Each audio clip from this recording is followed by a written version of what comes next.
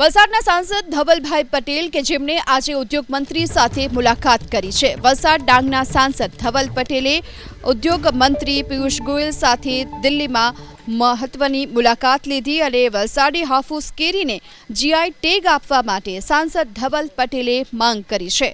વલસાડી હાફૂસ કેરી જેને GI tag આપવા માટેની તેમણે માંગ કરી છે। તમે જેમ જાણો છો કે આપણા દક્ષિણ ગુજરાતની વલસાડની હાફૂસ કેરી પૂરા દેશ અને દુનિયામાં પોતાના સ્વાદ માટે પોતાની ક્વોલિટી માટે વિશ્વ પ્રખ્યાત છે અને એના માટે આને જીઆઈ ટેગ મળે એ બહુ જરૂરી છે। એના માટે આપણા વલસાડ અને નવસારીના ખેડૂતોએ જીઆઈ ટેગ માટે અપ્લાય કર્યું હતું અને જીઆઈ ટેગનું અપ્રુવલ પણ 18મી ફેબ્રુઆરી 2025 મળી ગયું હતું। પણ એના પછી કોણકણના હાફૂસના જે કેરીના ઉત્પાદકો છે એમાં આપત્તિ જતાવી એના લીધે આપણું જીઆઈ ટેગ હોલ્ડ પર મૂકી દીધું ને એમનું તથ્ય હતું એમની જે તરફથી રજૂઆત હતી કે આ હાફૂસ કેરીનું જીઆઈ ટેગ ખાલી કોણકણ વિભાગના ખેડૂતોને મળવું છે।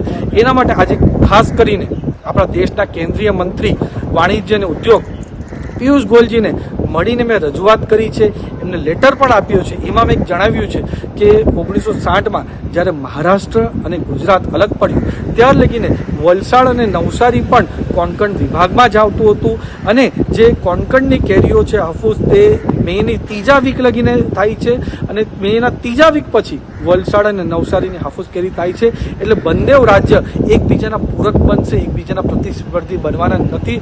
બંને રાજ્યના ખેડૂતને લાભ જ થશે। એના માટે આ જીઆઈ ટેગ બહુ જરૂરી છે।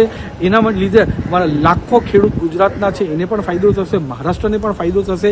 એના માટે જીઆઈ ટેગ જલ્દીથી જલ્દી મળે એના માટે મેં ભારપૂર્વક રજૂઆત આપણા દેશના કેન્દ્રીય મંત્રી પિયુષ ગોયલજીને કરી છે અને એમણે ખાતરી આપી છે કે આવનારા દિવસો અને આવનારા મહિનામાં આપણા વલસાડના હાફૂસ કેરીને જીઆઈ ટેગ મળી જશે અને આપણા લાખો ખેડૂતોને ફાયદો થશે। અને તમારા માધ્યમ થકી હું લોકોને, મારા ખેડૂતોને કહેવા માંગુ છું કે જ્યાં લગીને હું સાંસદ છું પૂરેપૂરી રજૂઆત આપણા ખેડૂતો માટે કરીશ અને હાફૂસ કેરીને જીઆઈ ટેગ મળે એના માટે પૂરેપૂરો પ્રયત્ન હું દિલથી કરીશ।